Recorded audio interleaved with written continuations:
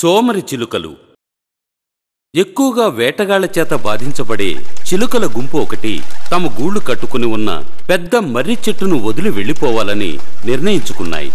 అవి పొడవుగా ఉండే తాటి చెట్టు మీదకి వెళ్లాలనుకున్నాయి. వేటగాళ్లు ఎక్కడానికి సులభంగా ఉండదు కనుక గుంపుకు నాయకుడైన చిలుక గూళ్లు కట్టుకోవడానికి ముందు అన్ని తాడి చెట్లను పరిశీలించి వచ్చింది. తాడి చెట్ల ఆకులు నీడ వాటికి చాలనుకుంది. నాయకుడు మిగతా అనుచరులందర్నీ పిలిచి గూళ్లు కట్టుకోవడం ఆరంభించమంది. కొత్త చోటుకి మారినందున చిలుకలన్నీ సంతోషంగా ఉన్నాయి. వాటి అరుపులు గాలిలో మారుమ్రోగాయి. కొత్త ఇళ్లను చూసి ఎంతో ఆనందించాయి. అయితే నాయకుడు మాత్రం ఇంకా అక్కడి కష్ట నష్టాలని బేరీజు వేస్తూ ఆ చోటుని పరిశీలిస్తూనే ఉన్నాడు. అనుకోకుండా నాయకుడి దృష్టి ఆ పొడవాటి తాడి చెట్టు కిందున్న ఒక తీగ మీద పడింది.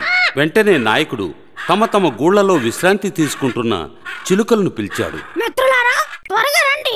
చూసారా, ఈ చెట్టు దగ్గర ఒక చిన్న తీగ మొలిచింది. మనం దాన్ని వెంటనే తీసేయాలి. మిగతా చిలుకలు గూళ్లలోంచి కింద ఉన్న చిన్న తీగను తొంగి చూశాయి. అవి వెక్కిరించాయి. అయ్యో నాయకుడా, ఈ చిన్న తీగ వల్ల అపాయం కలుగుతుందా? నీకెప్పుడు గాబరానే. ఈ రోజు ఈ తీగ చిన్నగా సున్నితంగా ఉంది కనుక మనం సులభంగా తీసేయొచ్చు. కానీ కొంతకాలం తర్వాత అది అలానే ఉండదు. అది పెద్ద తాడులా బలంగా లావుగా తయారవుతుంది. ఈ రోజు సున్నితంగా ఉన్న ఈ తీగను గాని తీయకుంటే రేపు ఇదే వేటగాళ్లకు పైకి ఎక్కే సాధనంలా తయారవుతుంది. అప్పుడు మన గూళ్ళన్నీ నాశనం అవుతాయి. తమ ఆనందానికి భంగం కలుగుతుందనుకున్న చిలుకలు క్రిందికి రావడానికి ఇష్టపడలేదు. అవి కొన్ని సాకులు చెప్పి రేపు పని పూర్తి చేస్తామని మాటిచ్చాయి. చిలుకలు అది ఇదని తప్పించుకుంటూ తీగను పెరగనిచ్చాయి. కొంతకాలం తరువాత చిలుకలు తీగను తీద్దామనుకుంటే బలంగా ఉన్నందున వాటికి వీలు కాలేదు. త్వరలోనే ఆ తీగ బలమైన తాడులా పేనుకుపోయింది.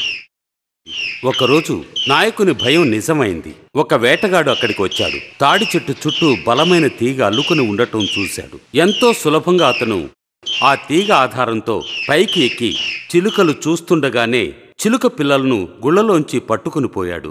చిలుకలు ఏమీ చేయలేక కళ్ళప్పగించి నిశ్శబ్దంగా తమ పిల్లలను తీసుకెళ్లిపోవడం చూస్తూ ఉండిపోయాయి. ఆ తర్వాత అవి చెట్టును వదిలి వెళ్లిపోయాయి. నాయకుని మాటలను గంభీరంగా తీసుకోనందుకు చిలుకలు పశ్చాత్తాపడ్డాయి. నీతి: ఎప్పుడూ దేన్ని తక్కువ అంచనా వేయకండి.